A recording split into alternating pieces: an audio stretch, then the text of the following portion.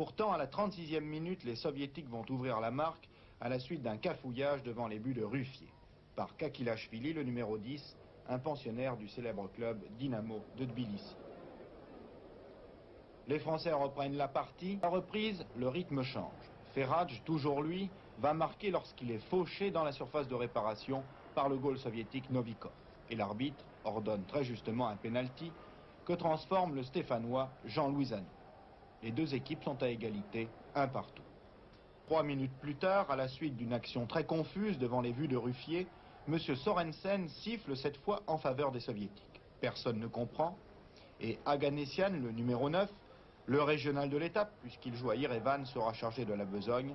Il redonne l'avantage à l'URSS 2-1. Dès lors commence une course-poursuite entre les Français et les Russes qui jouent en blanc. Et ce sont les Blancs qui vont marquer une nouvelle fois à la 61e minute à la suite d'un exploit personnel du numéro 8, Igor Gourinovitch, du Dynamo de Minsk. Ce dernier déborde sur l'aile droite, efface 3 défenseurs français et centre pour donner sur un plateau la balle à l'opportuniste Aganessian, encore lui, qui aggrave la marque 3-1.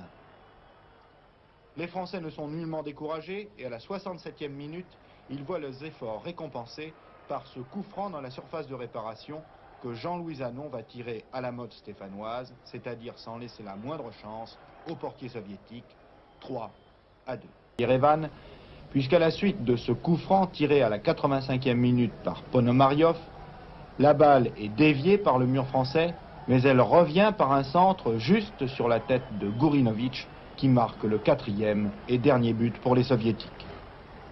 Score final, 4-2, une marque qui ne reflète en rien l'ensemble de la partie et qui explique la déception